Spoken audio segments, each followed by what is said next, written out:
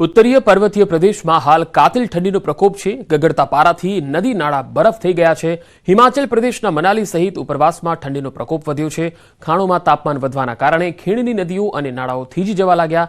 ડિસેમ્બરનો અડધો મહિનો પસાર થઈ ગયો છે, પરંતુ હજુ સુધી મનાલી અને આસપાસના વિસ્તારોમાં પૂરતી હિમવર્ષા થઈ નથી, જેના કારણે ખીણમાં સતત ઠંડી વધી રહી છે।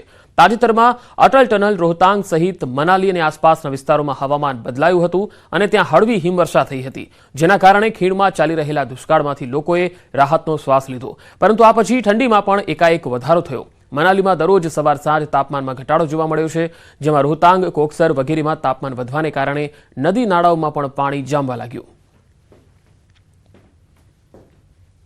रात का टेम्परेचर इस वक्त -17 जा रहा है बाहर का, और -11 के आसपास अंदर का। जिस कमरे में आपने हीटिंग वगैरह नहीं लगा रखा हो, उस कमरे में ठीक है, आप थोड़ा सा कम है, लेकिन बाकी कमरों में -11 और बाहर का -17 का टेम्परेचर है।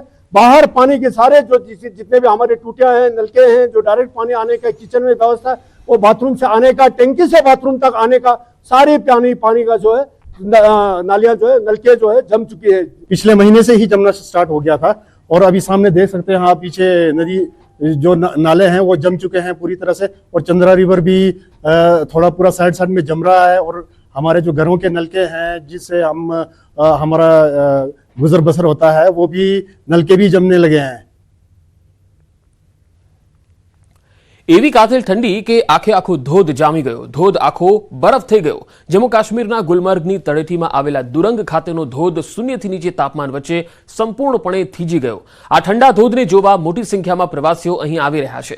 આ પ્રવાસીઓનું કહેવું છે કે તેઓ આ સુંદર નજારાને તેમના જીવનમાં એક નવો અનુભવ માને છે અને તેઓ આવો નજારો પહેલીવાર જોઈ રહ્યા છે। न्यूज़ 18 में आपका खैर मकदम। मैं हूं मुनीर हुसैन हुर्रा। आज हम दंग में हैं। माइनस टेम्परेचर की वजह से यहाँ का जो मशहूर वाटरफॉल है और ये मुकम्मल तौर पे जम गया है, और ये तस्वीरों में आप देख रहे हैं किस तरह से वाटरफॉल जो है और जो आइस क्रीज है, यकबस्ता है, किस तरह आवेजान है, और मुकम्मल तौर पे ये वाटरफॉल जो है जम गया है। और बहुत सारे टूरिस्ट जो है इस वाटरफॉल को देखने के लिए यहाँ आते हैं और यहाँ से खूबसूरत यादें लेकर चले जाते हैं, तस्वीर उठाते हैं कि किस तरह से यहाँ की खूबसूरत तस्वीर जो है, किस तरह से खूबसूरत ये दंग का जो वाटरफॉल है पूरे मुकम्मल तौर पे जम गया है। मैम, यहाँ पे वाटरफॉल जो है जम गया है, और आपने कभी देखा था ऐसा कि माइनस टेम्परेचर में इस तरह की नज़ारे? नहीं जी, हमने फर्स्ट टाइम देखा है कि इतना स्नो है और वाटरफॉल जम गया है। बहुत ही मज़ा आ रहा है, ठंड के मज़े ले रहे हैं गुलबर्ग कश्मीर में। बहुत ही अच्छा लग रहा है यहाँ पे आके। क्या कुछ मैसेज देना चाहते हैं? सब टूरिस्ट को आना चाहिए। इंडिया की रेयर ब्यूटी है, heaven on earth, rightly said, that is there in Kashmir. So everyone, I request that please come to Kashmir and make India tourism proud, that we also have such a nice place in India. India में जब इतना कोहिनूर का हीरा जैसी जगह है, ये सबको आना चाहिए। लोग स्विट्जरलैंड जाते हैं, कोई बाकू जा रहा है, कोई कहीं जा रहा है। जब इतने ही जन्नती जैसी जगह अपने हिंदुस्तान में है, हिंदुस्तान का ताज है, सबको आना चाहिए यहाँ पे। તો જમ્મુ કાશ્મીરમાં હિમવર્ષા અને ભારે ઠંડીને કારણે સામાન્ય જનજીવન પ્રભાવિત થયું છે। ત્યાં લપસણા રસ્તાઓ અને જળાશયોના કારણે લોકોનું જીવન મુશ્કેલ બની ગયું છે। લપસણા રસ્તાઓને કારણે ઘણી જગ્યાએ અકસ્માતો થઈ રહ્યા છે, તો ઘણા લોકો ઘાયલ પણ થયા છે। રસ્તાઓ પર પાણી અથવા બરફ એવી રીતે જમા થાય છે કે તેના પર ચાલવું જોખમી બની જાય છે।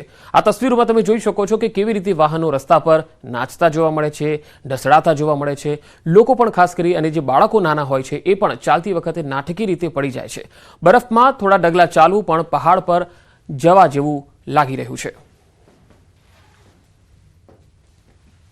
मुश्किल होता है सर इस पे चलना, क्योंकि पूरी तरह जम चुका है। जहाँ तक आप भी देख रहे हो पूरी तरह जमा है, इसमें बहुत मुश्किल होता है चलना। बहुत सारे मुश्किल आता है यहाँ पे। जैसा यहाँ पे रोड है, इसमें थोड़ा सा अगर कुछ नमक शमक डालना होता है, यहाँ पे जो भी टूरिस्ट आता है सबका यहाँ पे स्लिप होता है। किसी का टांग टूट जाता है, किसी का कुछ हो जाता है, इसीलिए यहाँ पे थोड़ा सा अगर कुछ नमक शमक इसमें डालते थे, ये पूरा रोड क्लियर होता था। यहाँ पे बहुत प्रॉब्लम होता है चलने में। देखो कितना स्लिपरी रोड है यहाँ। गाड़ी चलाने में क्या करना पड़ता है? बात ही मत करो, चेन लगाकर भी गाड़ी भाग जाता है इसके ऊपर। कम से कम अगर गुलमर्ग रोड को ये नमक डालता है, यहाँ भी उनको डालना चाहिए। अगर कोई नीचे गिर जाएगा उसका हड्डी खत्म हो जाएगी यहाँ पर। बहुत थोड़ा मुश्किल तो है, थोड़ा मुश्किल तो है। स्पेशली माता जी को थोड़ा तो एज हो गया है ना। बहुत मुश्किल, आप पायलगांव से आए, उधर भी यही हाल है।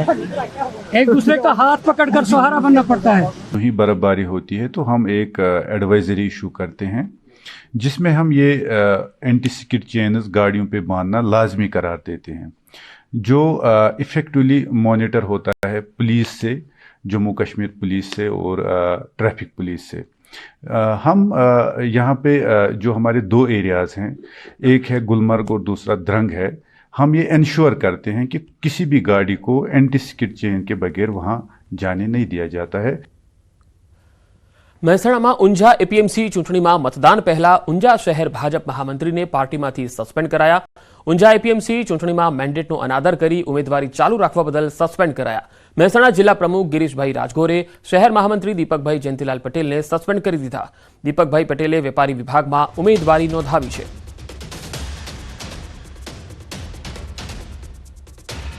તો ઊંઝામાં શહેર ભાજપ મહામંત્રીને પક્ષમાંથી સસ્પેન્ડ કરી દેવાયા છે. ઊંઝા એપીએમસી ચૂંટણીમાં મેન્ડેટનો અનાદર કરી અને ઉમેદવારી ચાલુ રાખી હતી, જે બદલ પાર્ટીએ તેમની સામે કાર્યવાહી કરી છે. મહેસાણા જિલ્લા પ્રમુખ ગિરીશભાઈ રાજગોરે શહેર મહામંત્રી દીપકભાઈ જયંતિલાલ પટેલને સસ્પેન્ડ કર્યા છે. દીપકભાઈ પટેલે વેપારી વિભાગમાંથી ઉમેદવારી નોંધાવી છે અને તેમને કહેવામાં પણ આવ્યું હતું કે તેઓ ઉમેદવારી પરત ખેંચી લે, પરંતુ તેમણે ઉમેદવારી પરત નહીં ખેંચી અને તેના કારણે હવે પાર્ટીએ તેમની સામે કાર્યવાહી કરવામાં આવી છે. ઊંઝા એપીએમસી ચૂંટણી પહેલા ભાજપે એક્શન લીધું છે અને શહેર ભાજપ મહામંત્રીને પાર્ટીમાંથી સસ્પેન્ડ કરી દેવાયા છે. ઉમેદવારી નોંધાવવા બદલ અને પક્ષના મેન્ડેટ વિરુદ્ધ ઉમેદવારી નોંધાવવા બદલ આ કાર્યવાહી કરવામાં આવી છે.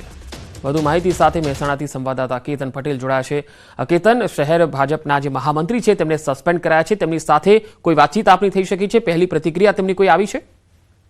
ચોક્કસથી જણાવી દે કે ઊંઝા એપીએમસી ચૂંટણી હાલમાં રાજકીય ગરમાવો ચાલી રહ્યો છે. ઊંઝા એપીએમસી ચૂંટણીમાં હાલમાં ત્રિપાંખીય જે જંગ હોય છે કે 3 જે ભાજપના સીટ હોય છે તે આ ચૂંટણીમાં પોતાના જે ઉમેદવાર હોય છે તેના સમર્થક હોય છે તેમને લઈ આ ચૂંટણી લડાઈ છે. ત્યારે હાલમાં ભાજપ દ્વારા જે વેપારી ઉમેદવાર હોય છે 4 જેટલા જે વેપારી ઉમેદવાર છે તેમને મેન્ડેટ આપવામાં આવ્યું છે. ત્યારે અન્ય લોકોને સમજાવવાનો પ્રયત્ન કરવામાં આવતા જે ઊંઝા શહેરના જે ભાજપના મહામંત્રી હોય છે તેને મેન્ડેટનો અનાદર કરતા તેને હાલમાં સસ્પેન્ડ કરવામાં આવ્યો છે.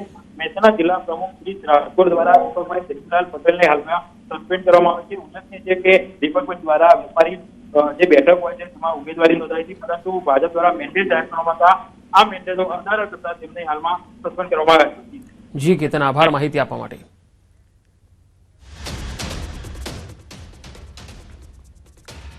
અને હવે વાત ભુવાની વિજ્ઞાન જાથ અને ચેલેન્જ હું તો ધૂણીશ.